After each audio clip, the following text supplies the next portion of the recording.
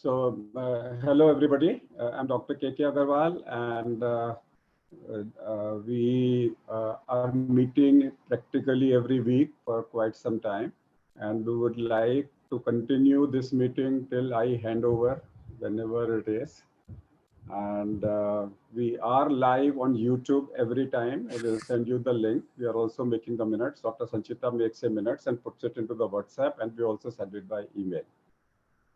Dr. Jamal Chaudhary from Bangladesh has also joined, Ashok Philip, Dr. Arasu, then we have Japan, then we have Dr. Prakash, and then we have Dr. Ravi, the immediate past president, and more people will join. Approximately 13 to 14 people meet every week. The objective of today is, can we come back to a common protocol for mild cases?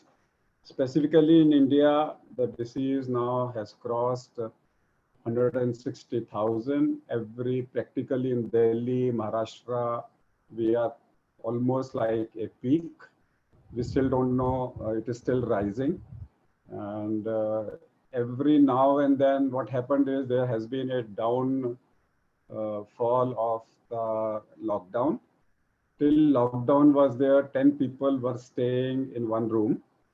So suppose 10 people were staying in the one room, and suddenly you find, admit all, and suddenly you find that the lockdown has been lifted. One of them goes out for work.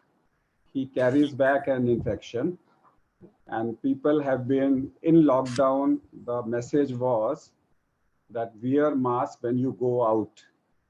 But when the lockdown was lifted, no message was given, wear mask when you come in also. So these people were not wearing mask at home, and suddenly we are getting families and families infected. If we go back to the calculation,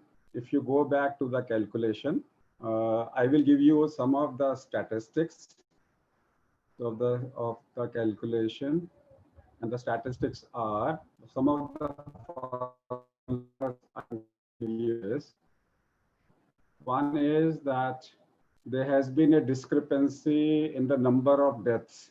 So one of the formula given by the Western is whatever number multiplied by 2, that will be the actual number of deaths. This will cover suspected death, this will cover sudden death, this will cover false negative patients. So whatever is the number of deaths, you multiply it by 2 for the purpose of calculations for the medical fraternity. For the media, it is all right if the number of deaths are low. Then this was a study done by Wuhan. This is an interested study. So in Wuhan, 6 people, new infections were detected, and they tested 6.5 million tests in a matter of 2 weeks, and they found 200 cases with no symptoms. So this gives us a ratio that for every 1 new infection, there are 33 asymptomatic cases in the society. Now this will be the most reliable study in the world, because all other studies are guesstimates. This is the only study which says actually they have administered 6.5 million tests in 2 weeks, and they have found that 6 symptomatic cases were involved in 200 asymptomatic cases.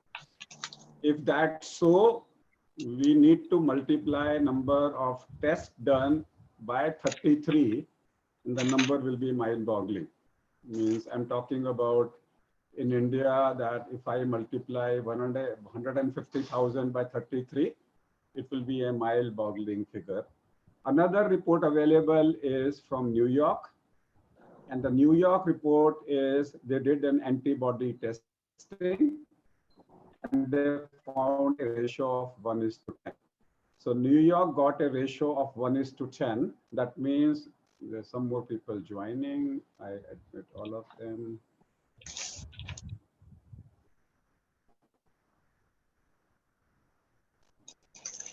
And I've admitted. admit everybody, don't admit for me. So in New York, what they did was for every patient who was tested, there were 10 patients who were asymptomatically positive. So on one side, we have a figure of 1:10. On another side, we have a figure of 1:33. 1:33 is based on testing of antigen, and 1:10 is based on testing of antibodies. Now, antibodies reliability, we don't know, but antigen reliability, we know. And we also know that 33 cases who were positive in that 200 cases were positive by RT-PCR, and we know RT-PCR is 67% reliable. So for those cases, maybe even 300. And if it comes out to be, so therefore, for every one symptomatic case, when we started long back in December and January, we presumed a ratio of 50:1. We presumed on the basis of previous outbreaks, we presumed that for every symptomatic patient, there are 50 asymptomatic patients. That turns out to be true with the Wuhan study, though if we take actual testing positive, it is 1:30. And if we take it, the 300, if we add that 33%, it becomes our true figure of 1:50. And there are some other reports available, but how reliable they are, we don't know. It is 1:5. California, it is 1:1.5. Ireland, it is 1:2. But these are the studies, very small studies done in the past. So for the purpose of CMAAO and presuming, specifically in countries where the density is very high, maybe if the density is high, you are getting results like China. And maybe where the density is low, you are getting the results like New York, 1:10. So therefore, for the purpose of calculation, we are presuming it to be between 10 times to 30 times. Between 10 times to 30 times. If that's so, there are large number of people in the society who are poshy-symptomatic. When I say poshy-symptomatic means they have maybe only sore throat, or they have mild fever for 1 or 2 days. They are symptomatic but poshy, which is not significant enough. Their symptoms are not lasting for 7 days, 10 days. Classically, a patient's symptoms should last for 10 days, but these are the people who have transient symptoms of 1 day or 2 days. Here, we wanted to come out with a CMAAO protocol for treatment. We wanted to come out a CMAAO protocol for mild treatment. And I will come back to that mild treatment protocol before I put it for the house for discussion. And stop sharing, and then I share. So Alvin has joined, and then Dr. Chong has joined, and so we I'll come back to once I finish my presentation. And when we have this, my second slide was.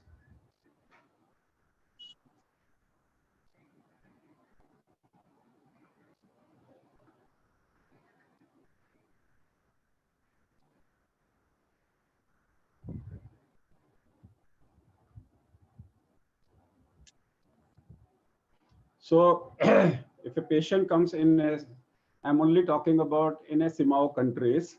If a patient comes with mild or pre-symptomatic or poshy-symptomatic or without symptoms, we normally give paracetamol 650 milligram SOS for fever and myalgia. And now people are talking about they can also be given indomethacin, which is 1 milligram per kg. That means approximately 75 milligram tablet one daily. It also has some anti-inflammatory and antiviral effect. Other treatment available is hydroxychloroquine, which is 800 milligram on the first day, and then 400 or 600 milligram for 5 days subsequently. Third is azithromycin 500 milligram on day 1, then 250 milligram on day 2 to 5. And because of azithromycin having cardiac effect, an alternative came is doxycycline. Beta inko enter karo na. Doxycycline 200 milligram on day 1 and then 100 milligram daily for the next 10 days. Ivermectin came as 200 microgram per kg as a single dose. Then the role came of an antacid famotidine 20 milligram twice daily for 10 days. Zinc as a multivitamin with a zinc, vitamin C. Then came vitamin C.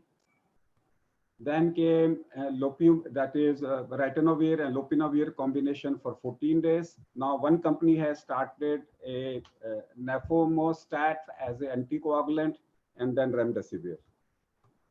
So these are the discussions. Today we will discuss our experiences of every country if they have any experience on remdesivir.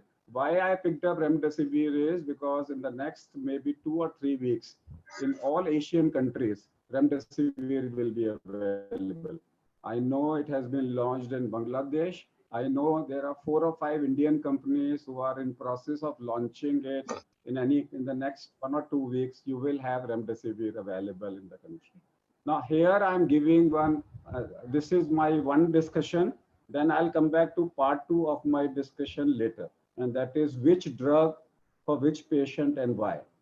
So I would like experiences of various countries with focus on what are their common protocols and what are their experiences for remdesivir. So one by one, everybody to share their experience, starting from Malaysia. I will allow Dr. Ashok to share. Dr. Ashok from Malaysia. Ashok, you unmute yourself. Okay, so from the outset, let me say that the management of COVID-19 in Malaysia is entirely in government hospitals by order of the government. They don't want these patients treated in private hospitals. So first-hand knowledge I cannot give you.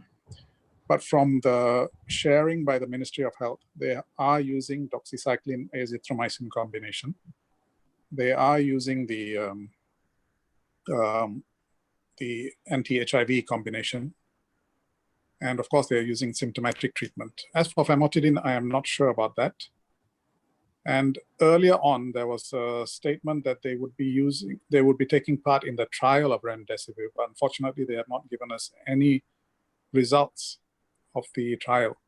But I'd like to say that when it comes to the pricing of remdesivir, Dr. Agarwal, you're saying that it's going to be available from Indian manufacturers, and in Bangladesh, it'll be available. But unfortunately, in Malaysia, it looks like it's going to be priced at a rather high level. So that will have to be taken into consideration when we think about who we are going to treat with remdesivir. Thank you. Is there, okay. The cost of remdesivir, as on today, I've been told that the molecule cost 10 million Indian rupee as for 1 kg. That is the salt. And the salt will come to various countries and they will have to now manufacture it, produce it, which almost comes out to be 10,000 Indian rupee per dose as the cost of the salt. So it may be 1.5 times when it is available to the people. And India is also trying to see if they can make a biosimilar. If they are allowed to make a biosimilar, which Indian government, all the governments during pandemic, they have some powers. So say whenever there is a pandemic for a broader good, as Russell talks every time, the word broader good. So whenever there is a broader good, then countries can enforce biosimilars. And if India comes out with a biosimilar, it will be much cheaper. Biosimilar means a similar salt with minor modification with the same efficacy. So it is possible. India is trying to, it is something like Ashok writing himself as ASHOK, and tomorrow we start writing him as ASHOOK. He remains the same, but we add another O, the meaning remains the same, and this becomes a biosimilar. And with that biosimilar, the cost of the salt will become very, very cheap. As a whole, as a CMAAO countries, we should recommend as a one of the we should give one of the resolution that Asian countries should be allowed to make biosimilars because this is a pandemic. With that, Dr. Chong.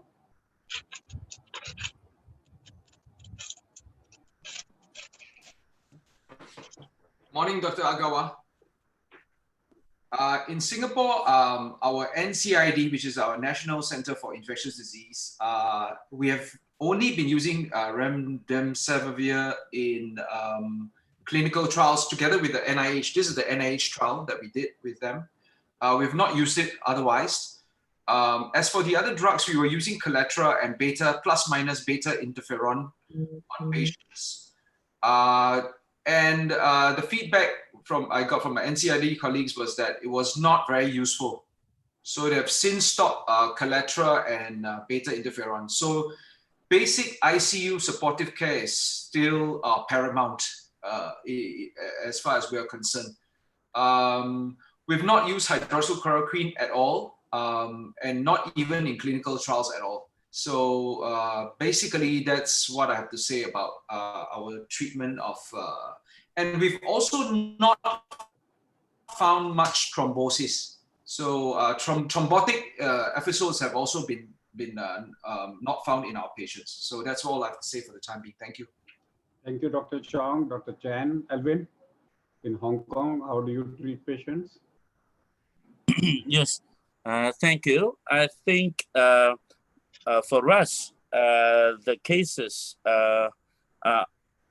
just like in Singapore, mainly, it had been the, I think it is the combination of the Remdesivir and Remdesivir.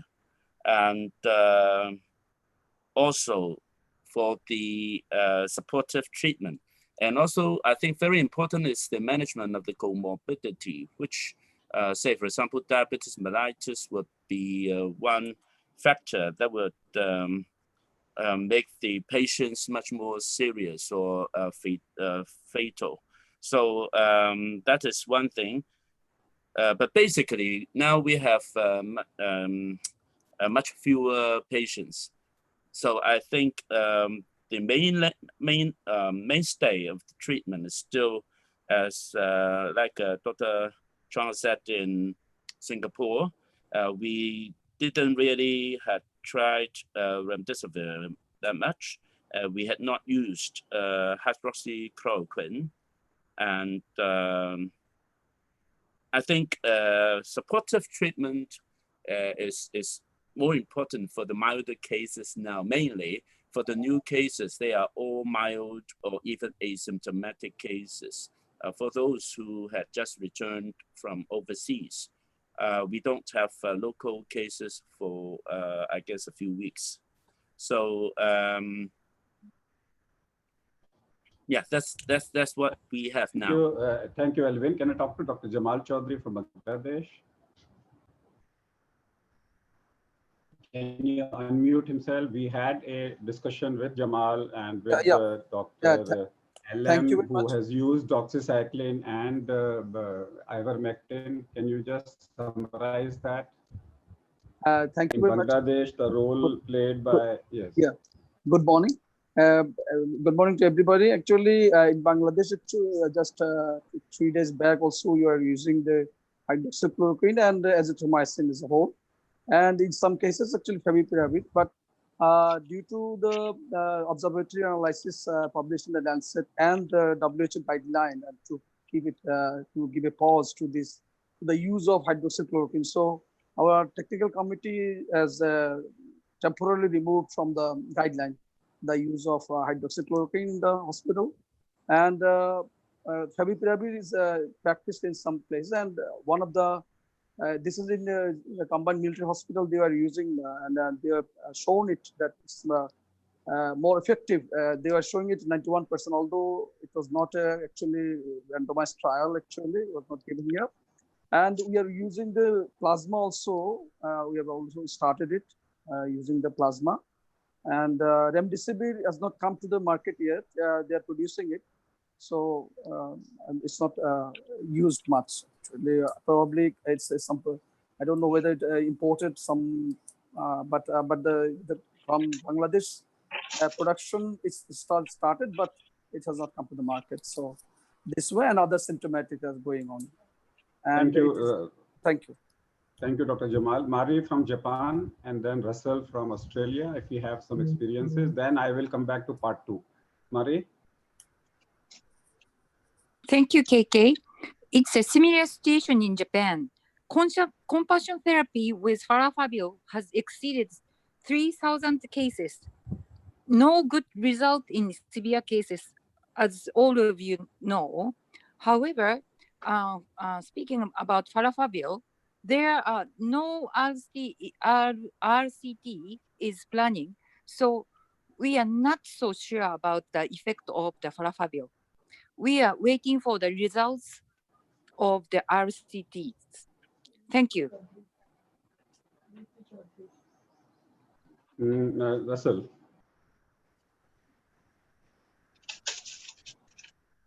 Okay.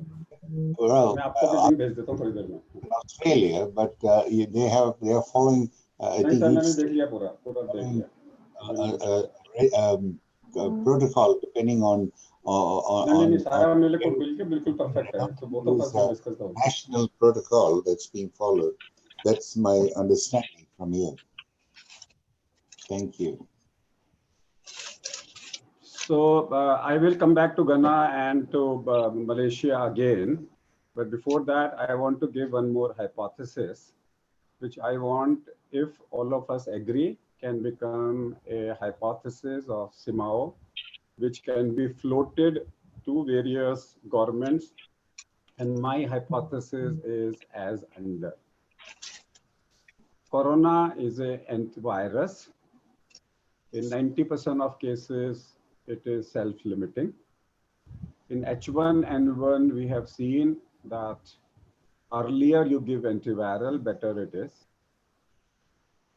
Therefore, all those antivirals, if you want to give in Corona, they must be given early. So one is, it is a viral disorder.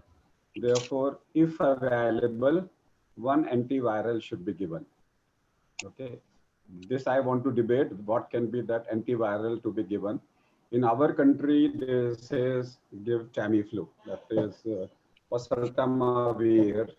You should give it to everybody on day 1 before the report comes. And when Remdesivir comes, that becomes Remdesivir. If oral Remdesivir is likely to come in India, and then oral Remdesivir may be given in people who can afford. Number 2, this virus behaves like HIV in some. It reduces lymphocytes, it causes lymphopenia, and it causes reduction in CD4 cells. So in whichever patient, this doesn't happen in everybody. And in whichever patient it behaves like lymphopenia and CD4 low counts, we must give anti-HIV treatment, that is ritonavir and other drug combination for that, for 10 days or 14 days. This is second. I'm talking about patient to patient specific. So I'm not talking about giving anti-HIV in everybody, but if the patient has symptoms or signs similar to patient has symptoms and signs similar to HIV manifestation, which is leukopenia, lymphopenia, then he can be tried on anti-HIV. Number 3, some people will present with hyperimmune inflammation. Some patients will present with hyperimmune inflammation, which is predominantly seen in Europe and in US. If I see all of us sitting here, we are agreeing, we are not seeing hyperimmune inflammation in our patients.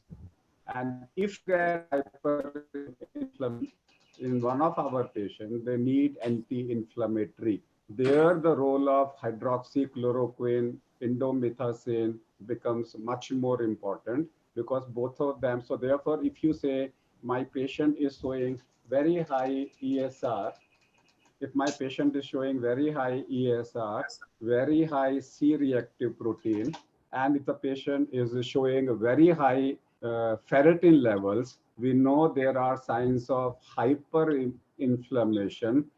These are the patients where I need a anti-inflammatory drug, which can be indomethacin, which can be hydroxychloroquine, I need to give them. If my patient is showing a antibacterial properties, so if I need to give a antibacterial, and because I know azithromycin causes cardiac toxicity, then I may add doxycycline to cover atypical bacteria and atypical bacteria-like action of the virus. If my patient is showing thromboinflammation, which will occur along with immunoinflammation, thromboinflammation means high fibrinogen levels simultaneously with high D-dimer level. Now, these are the patients who will be moderately severe.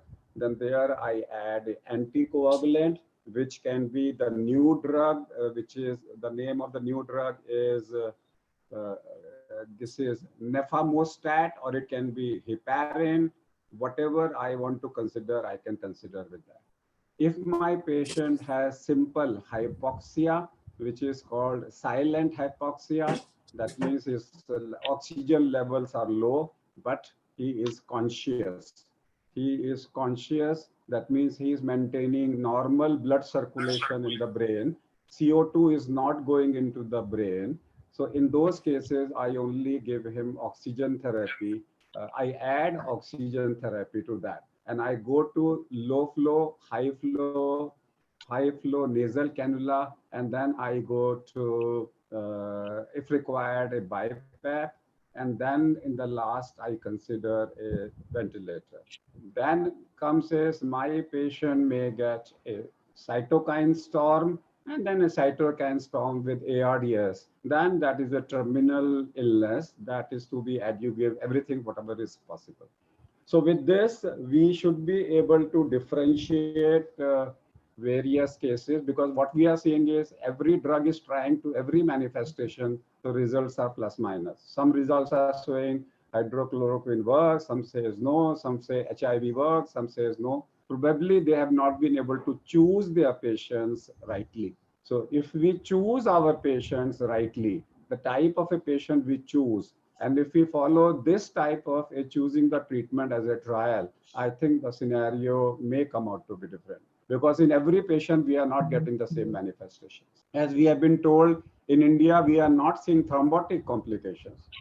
We are not seeing COVID-2 in India. So we are not seeing very hyper inflammation in India. So therefore, we may, case to case basis, we may classify 3 or 4 protocols, and depending upon their presentation, and give them.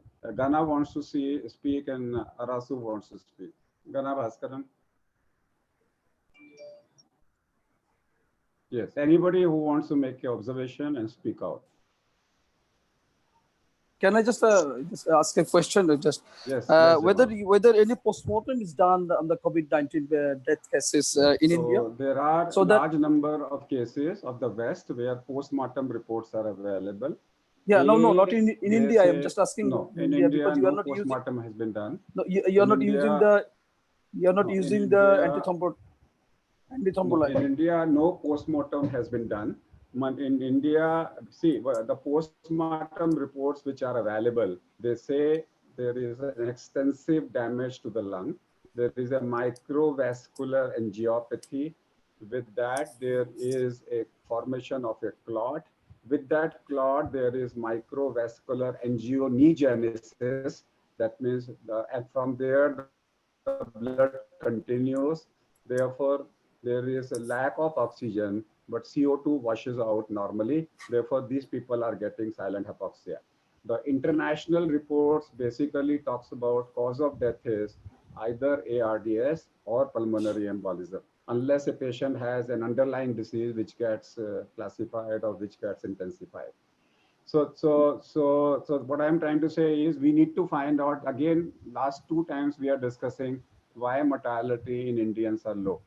And if we see mortality in Indians are low, one thing is clear is we are not getting hyperinflammatory immune response. We are not getting that level of hyperinflammatory immune response, which causes like a tsunami. So say I'll give you a figure of India.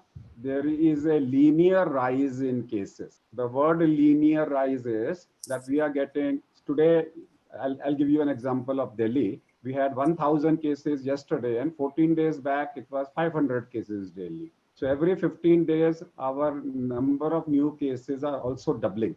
So there is a linear rise in the number of cases in the country. Now, there is a term called tsunami. We haven't seen a tsunami. Tsunami has been seen in Wuhan, in Italy, in Iran, and in New York. The word tsunami means that number of cases after a linear relationship, there is a sudden non-linear relationship. Suddenly you find 10,000, 20,000 people rising. In Delhi yesterday, for the first time, we saw that the government did not have space to keep 20 dead bodies. There were 20 dead bodies. They had no space in the mortuary. Those 20 dead bodies, and that became a havoc in the media. Everybody started reporting it because 20 dead bodies were lying over each other because there was no space. The number of deaths suddenly spurred yesterday, and 20 people were lying on the mortuary without any bag and without any box. So if this happens every day, then we call them a tsunami. The word tsunami means no space for the mortuary, no space for the hospital. Hospital start sending patient by doing tracheotomy. The just patient come, they do tracheotomy, put an oxygen cannula and says, take it back. We don't have a bed. That's what a surge which happened in Italy, which happened in China, which happened in New York, which happened in Iran. Now this is what Spain, this is what we call them as a surge of cases. And today, because in India, and this surge will be seen practically in every country unless you are monitoring social distancing. Now, what is happening in India is that there were tens of people in one family. They were locked down. None of them had an infection. And suddenly one of them goes out and he comes back with an infection. And at home, they are not doing social distancing. At home, they are not doing masking. So all 10 gets infected. Now, out of these 100 people getting infected, one will become serious, whatever you do. So we are likely to see a tsunami or a semi-tsunami in Delhi or Mumbai in the next 2 weeks. It is possible. And because if there are, say, for example, there were 1,000 new cases in Delhi yesterday, multiplied by 30. So there are 30,000 asymptomatic cases or symptomatic cases. There is no government system who can manage them. As you are saying in Malaysia, government system is not allowing us. But if a situation, our government was also not allowing, but now they have no system. 30,000 patients in one day, no government can handle them. So ultimately, now the government is saying, yesterday there was a chief minister's tweet that everybody who is positive stay home and follow the standard guidelines. So therefore, we are going to come back is in case that condition comes. It can come in Bangladesh, it can come in Pakistan, it may not come in Singapore and in Hong Kong because they have tasted SARS and MERS in the back. So they know the importance of social distancing. They know the importance of masking. But we need to have a standard protocol for treatment. Maybe we as a small countries can, if we follow this protocol in selected cases, maybe our results are further better with that. Dr. Chong, Dr. Elvin, if you want to make a comment, anybody on my CMAAO hypothesis? Dr. Agawa, I think in view of the the overwhelming problem and the difficulties that huge countries like India has and so on, I'm all in approval of what you've said. Thank you very much. Elvin? Yeah, thank you, Dr. Agawa. May I ask you, and anybody here, that do you have experience of this COVID-19 in children in your country? So the Kawasaki-like syndrome. No. We don't have it in Hong Kong. So I think it's just like the cytokine storm in the adults and the microvasculitis. And then it seems that from the papers they had used intravenous gamma globin as well, and also plasma exchange perhaps. But we don't have it in Hong Kong, so. But I don't know. As a pediatrician, I am interested to know if you have any experience in it in your country. This is what I'm saying. Hyper inflammatory response, hyperimmune inflammatory response is not seen in Asia. This is predominantly seen in Europe and US, predominantly in Europe, and in Europe also predominantly in UK. So this hyperimmune inflammation is not seen in Asian countries. So if all of us sitting here will vouch that we are not seeing Kawasaki, we are not seeing so much of hyperimmune inflammation. I don't think so. We will be seeing ESR of 200, 150 rising so much that there is a hyperinflammation.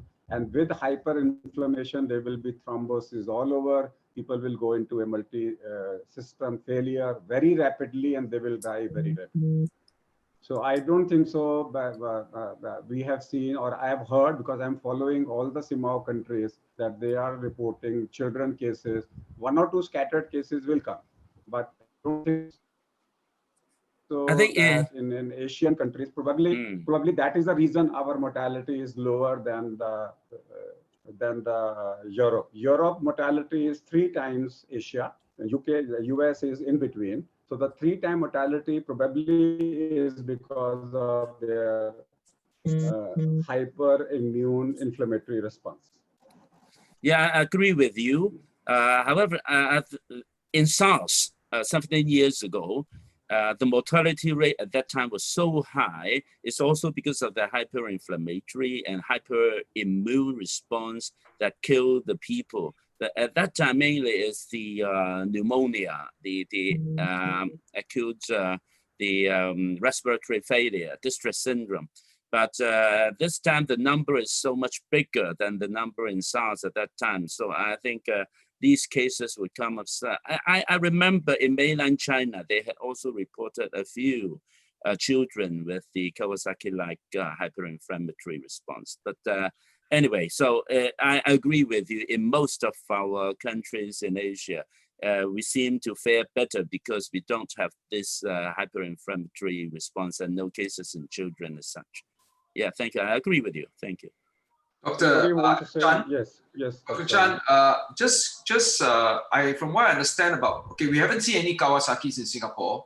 I know it's an immune complex disease. So essentially, is probably a high viral load in huge epicenters, like what you see in tsunami situations, leads to huge number of immune complexes, resulting in all these Kawasaki's, and children in the first place, we know don't have much ACE2 receptors, and they don't have much furan receptors and so on. So probably that, and we are flattening the curve here in Asia, so very, very rapidly, very fast. So probably these are some of the reasons why we haven't seen any of these odd things. Thank you. Arasu, Kana Bhaskaran, Ravi.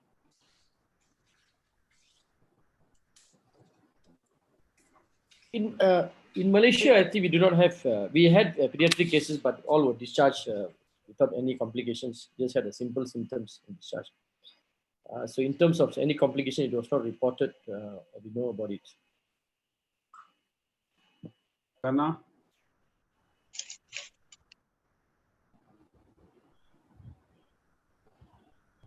I agree with you,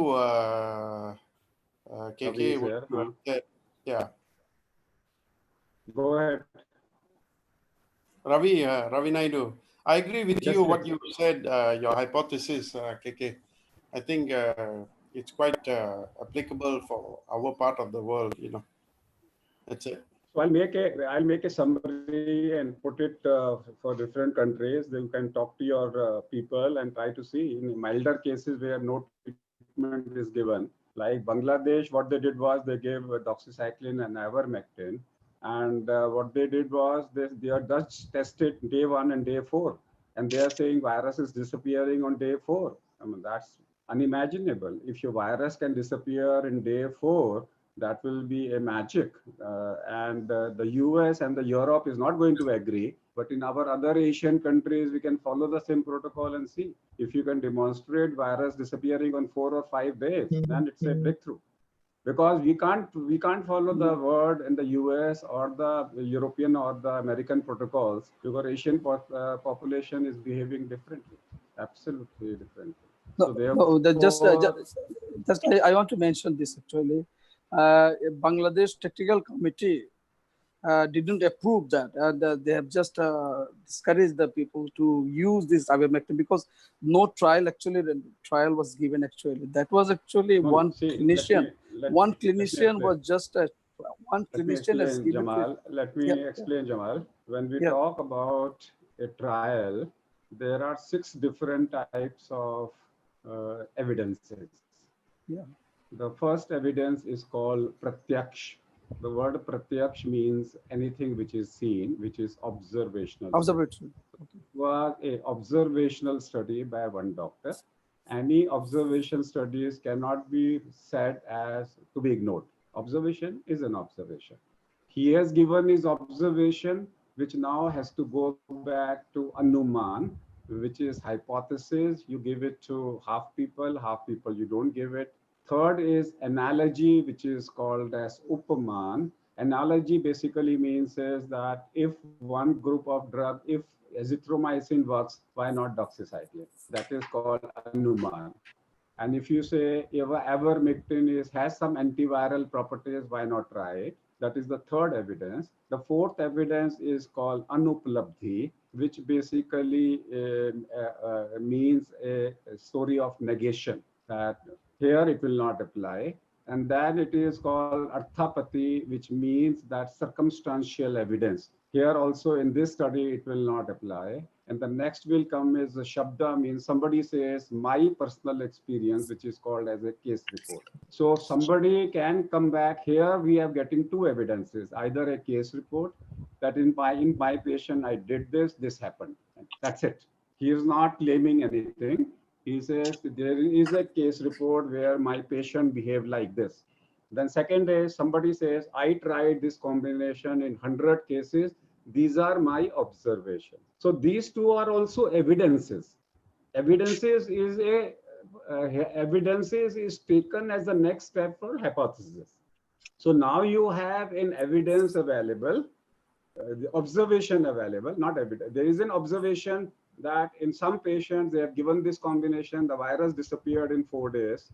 And we know virus cannot disappear in 4 days. This we know by medical sciences. So therefore, we know that if virus has disappeared in 4 days, then this drug has to be effective. So that becomes a hypothesis. With that hypothesis, now you do further study. So there is no question of negating anything. These are observations. All observation, all science is built on observations and on a case studies. So if any country wants to do it, I think Bangladesh should continue that study. Do it now. In half of the patients give it, half of the patients don't give it. Compare the results. Even if you don't compare, even if you can do at random, if you say that the virus is becoming negative, even at 7th day, I think you are making a person non-infectious and you are reducing his quarantine from 10 days to 5 days. It will be a great, do it and demonstrate it. We will, because now what has happened is now in our India, thousands of cases are coming. Government cannot control them. Government says, don't give them anything. So wherever government says, don't give them anything, give them doxycycline and ivermectin and see after 7 days whether they become negative or not. It becomes one observation to another country's observation. But the doctor using that regime, actually he cited the example of the Monash University's experiment. I know. Forget and about that is actually, that was done in vitro, and that is the several times higher dose actually. So our doctors, our committee has said, no, we are not suggesting to use the ivermectin. We are also saying, no, I am also agreeing with you. Don't give it. Ivermectin is one drug which you can take anytime as an anti-helminthic. So as an anti-helminthic, it has no harm. Don't give it as an anti-COVID, give it as an anti-helminthic. Doxycycline and azithromycin, both of them are comparable as an antiviral. Okay, so if you want to give an antibiotic And if you either you have a choice of giving azithromycin or you have a choice of giving doxycycline, you can give half of them azithromycin, half of them doxycycline, and see whether the virus become negative or not. See, the claim is virus becomes negative early. That's all. So test it out. This is a time to test. Without testing, we can't say the observation is wrong. Yes. Anybody else? Yes, Ghana. Ghana Gao. A song. We need a song or a joke from you. Dr. Agarwal. Dr. Agarwal, just comment on your proposed protocol. I think your idea of using Remdesivir early is a very good one, because yeah, Dr. Agarwal? Yes, I'm there. I'm listening to you. Yeah, sorry. So because from my personal experience, you look at the studies done on oseltamivir, they say it's not very good, doesn't have much effect. But if you use it very early, the difference in morbidity is very significant. So I think using these antivirals, you should use them when your symptoms are primarily due to a viral infection. Don't wait until you've got symptoms due to the body's immune response. Because you use the Remdesivir early, you're likely to get a reduction in the viral load and therefore a reduction in the body's immune response. Similarly, I think once you've got those symptoms of a hyperimmune response or a cytokine storm, then you should be going towards the interleukin-6 antagonists and the like. And your proposal of using the HIV drugs in those patients with a low CD4 count is also, I think, very rational. So I think your proposals, very good. Thank you. Thank you. Thank you. Can I just have a question? Can I just have a question to Dr. Agarwal, actually, because I just you are mentioning that you are not using heparin because there is no evidence of. No. I never said that. Huh? I never said that. Yeah. I never said that. Heparin is used in everybody in a hospitalized patient on oxygen.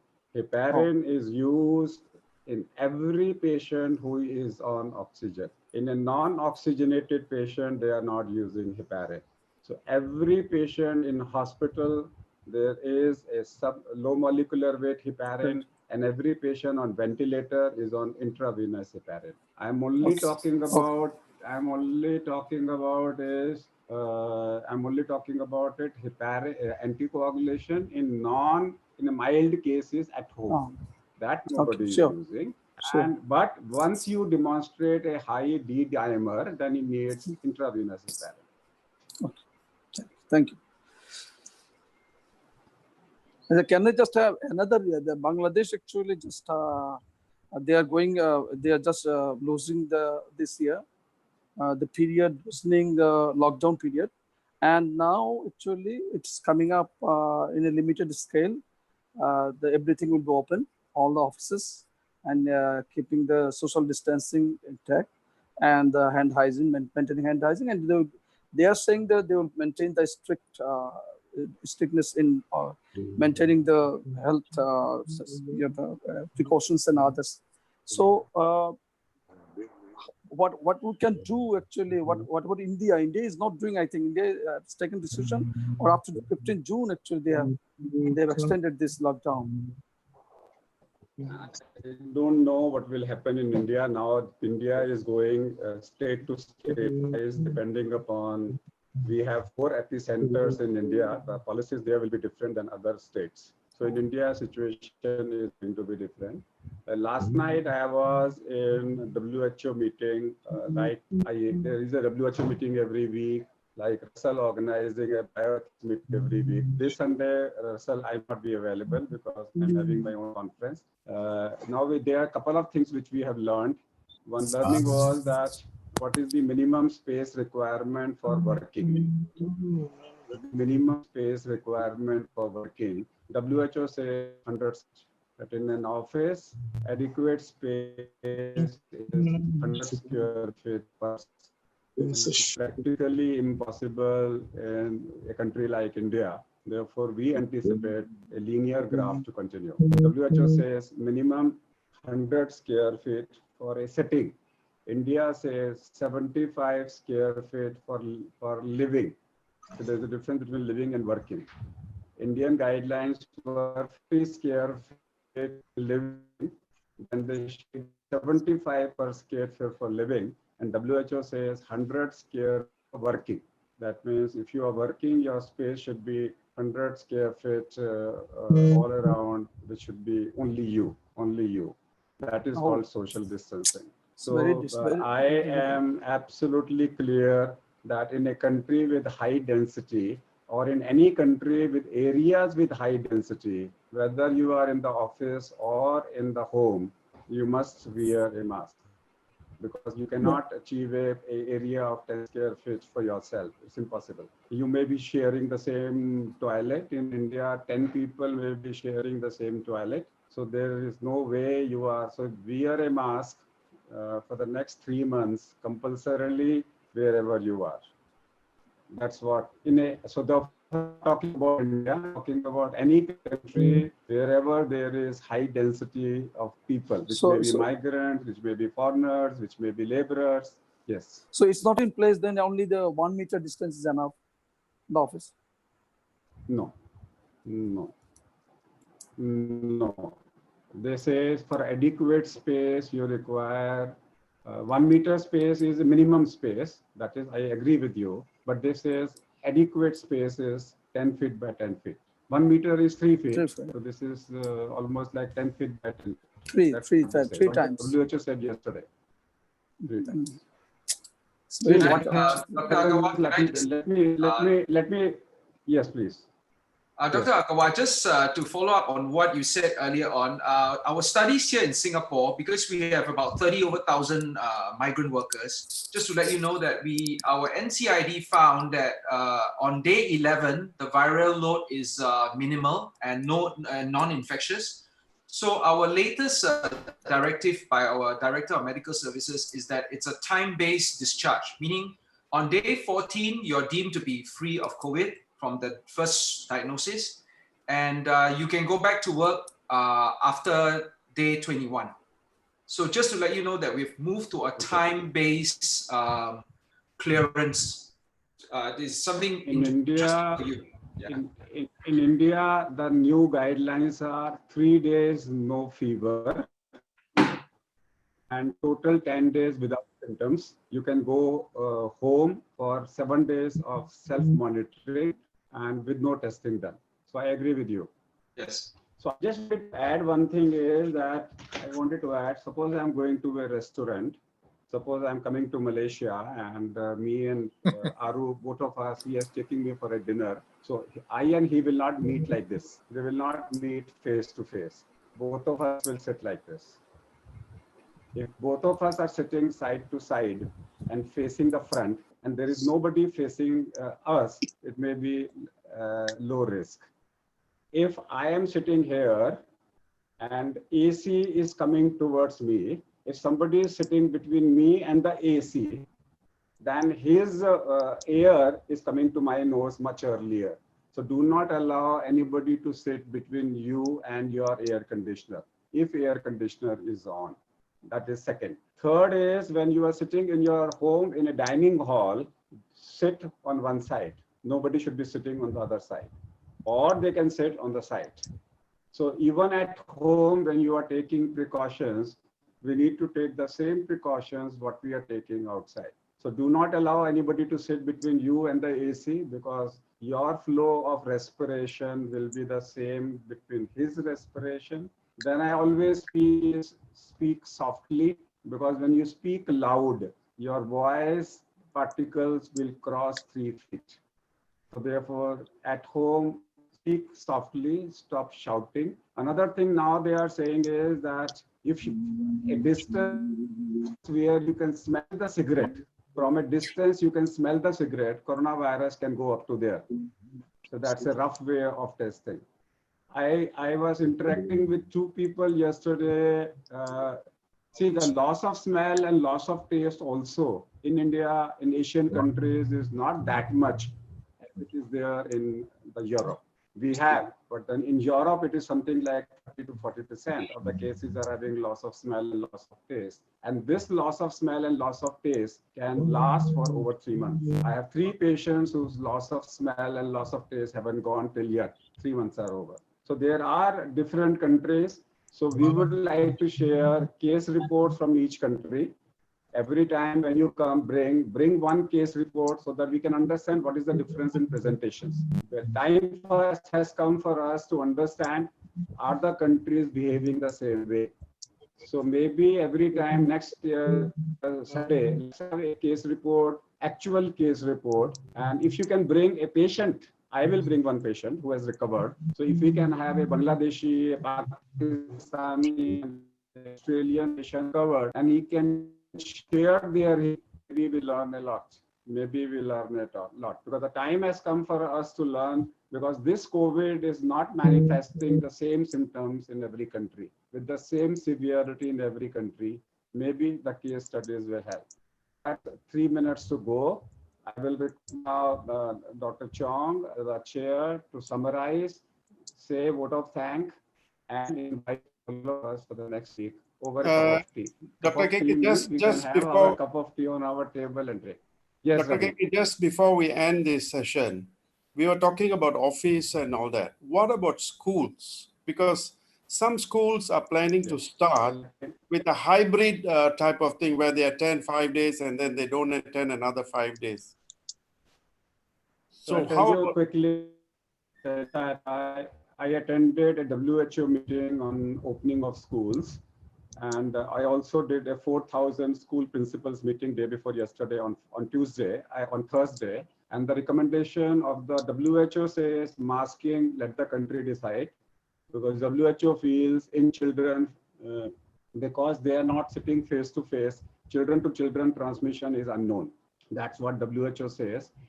Italy, Spain, they say that we have opened schools, we have not given them masks in the school. So therefore, WHO says, let the country decide whether they want to use masking or not. That's a country's decision. 2, they say, is that schools will open, the canteen will not open. They will eat their food on their desk. They're not mixing of the classes. There will be no mixing of the classes. The holiday between periods will be divided into 3. So one batch will be 10 o'clock playground. The play period will be divided so that there is no mixing. A class should not have more than 20 to 25 students per class. So therefore, now there is a debate. Europe says start with grade 1, 2, 3, 4, people less than 10 years earlier. India says starts 9, 10, 11, 12. That means 15 plus people earlier. So the government of India says we should start with the 9th standard first, because they are educated, they are disciplined. And but Europe says start the primary first, because you need to give them time, because later on when the adults come, they don't require a training. They can easily be disciplined. So these are various types of debates. We are likely to open up in the first week of July. And there will be some classes for those children who are high risk and specially challenged. They will be allowed to be present electronically. There will be special arrangements for electronic classes. Other school will be allowed. In colleges, girls' boyfriends will not be outside to receive them. In school children, the parents will not be crowding outside. They will be sitting in their car. Children will not be allowed, and the adults will not be allowed to roam around outside the college or the school. They immediately will have to leave. Nobody will be staying. Then enough, they are talking about sanitizer should be soap and water. And if they are using alcohol sanitizer, it will be under supervision. Otherwise, children may start drinking it, or adults may start drinking it. So alcohol may not be served may not be the best option for that. The schools and colleges may decide about their tunnels if they want to.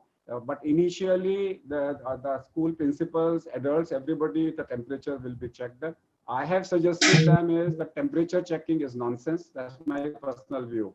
If you want to check for SpO2 monitor for seriousness of an illness, because if anybody is fever, it will be unwell in any way. So that's a debatable matter. But in the schools, when the colleges are there, the teachers have to wear a mask every time. The staff has to wear a mask every time.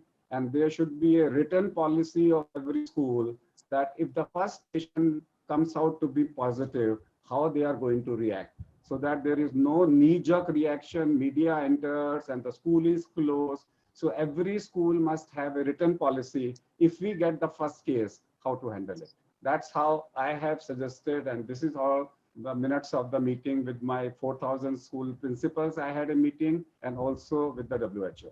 Now, every government will come back with their own policies, and what they decide will be dependent on the government. John.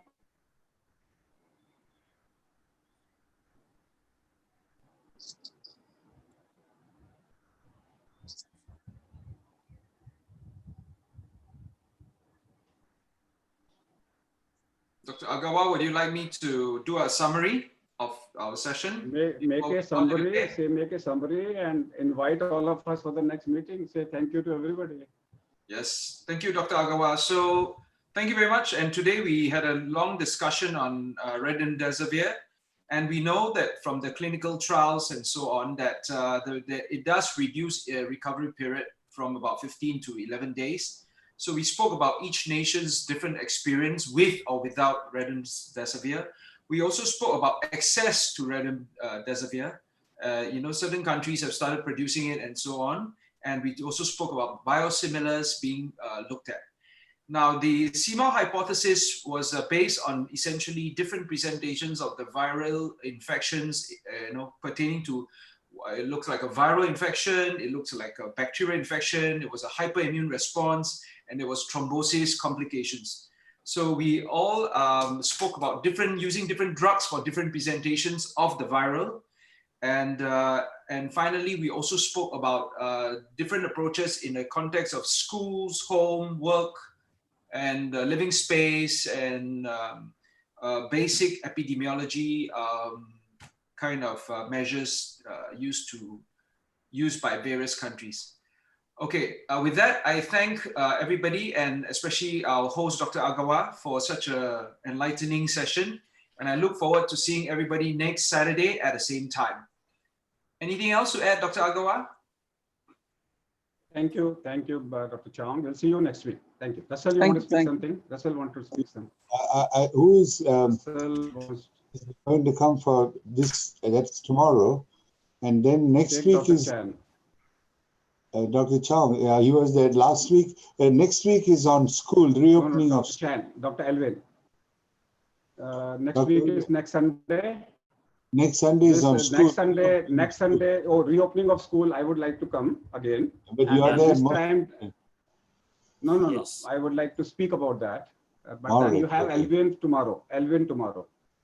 All right. What you can do is you can have Elvin tomorrow, and Ravi you can have next time. All right. Ravi Naidu, the immediate past president of CMAAO. Ravi next time, and that Dr. Chan. Ravi usually is there most of the time, isn't it, Dr. Ravi? Yes, I've been there so far all the weeks. Yes, I know. You have Elvin tomorrow, and then I'll tell you who will be there next time. But you have Elvin tomorrow. Elvin Chan, you can be there tomorrow representing CMAAO in the bioethics program of UNESCO. Thank you. All right, thank you. Okay. Thank you. So the timing tomorrow, timing of the meeting. Thank you so much.